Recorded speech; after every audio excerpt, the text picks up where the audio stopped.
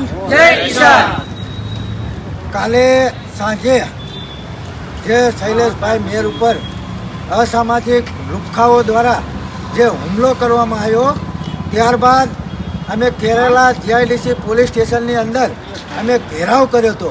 ત્યારબાદ અમને ડીવાયએસપી એટલે કે પ્રજાપતિ સાહેબ દ્વારા કહેવામાં આવ્યું હતું કે 24 કલાકની અંદર કોઈ પણ સંજોગોમાં જે પણ આરોપી હશે એને પકડવામાં આવશે। પરંતુ આજે સાંજના 6 વાગ્યા પરંતુ હજુ સુધી આરોપી પકડવામાં આવ્યા નથી। એટલે અમે જે વચન આપ્યું હતું એ પ્રમાણે અમે નિભાવ્યું છે, પરંતુ પોલીસ તંત્રએ આ વચન નિભાવ્યું નથી।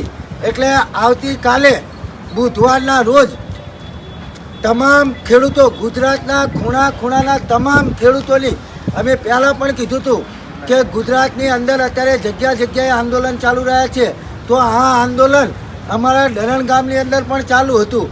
તો આ કોઈ આંદોલન એક ધરણ ગામની જીત નથી, આ સમગ્ર ગુજરાતના ખેડૂતોની જીત છે। અને ત્યારબાદ શૈલેષભાઈ ઉપર હુમલો થયો, તો આજે અમે ગુજરાતના તમામ ખેડૂતોને કહેવા માગીએ છીએ કે આવતીકાલ બુધવારની રોજ આપણે કેરાલા જીઆઈડીસી પોલીસ સ્ટેશનનો ઘેરાવ કરવાનો છે। તો આવો સૌ સાથે મળી અને માત્ર એક ખેડૂત પુત્રને ન્યાય અપાવીએ। તો સૌ સાથે મળી અને ન્યાયની માટે આપણે લડત લડીએ। જો ખરેખર અત્યારે કોઈ ભાજપનો વ્યક્તિને ચાકુ માર્યું હોત તો તાત્કાલિક એરેસ્ટ કરી લે, પરંતુ આ એક ખેડૂત પુત્ર છે, એના કારણે આ ગુંડાઓને એરેસ્ટ કરવામાં નથી આવતા। તો સૌ ખેડૂત ભાઈઓને હું 2 હાથ જોડી અને નમ્ર વિનંતી કરું છું કે કાલે સવારે 10 વાગે આપણે સૌએ કેરાલા પોલીસ સ્ટેશનનો ઘેરાવ કરવાનો છે। તો મોટી સંખ્યામાં સૌ ખેડૂત ભાઈઓ જોડાવજો। જય જવાન જય કિસાન।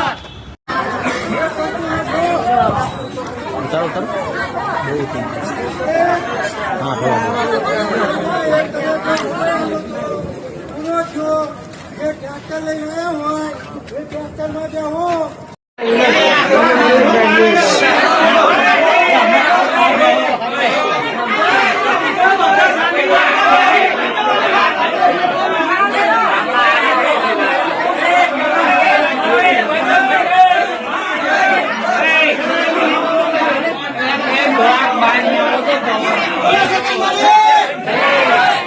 શાંતિ રાખો ભાઈ, શાંતિ રાખો।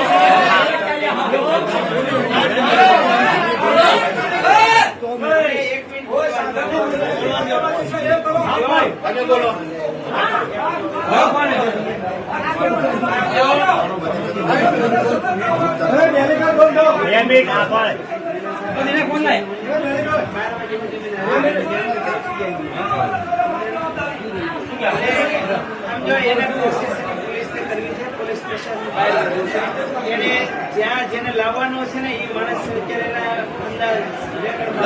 ચાલુ થઈ ગયું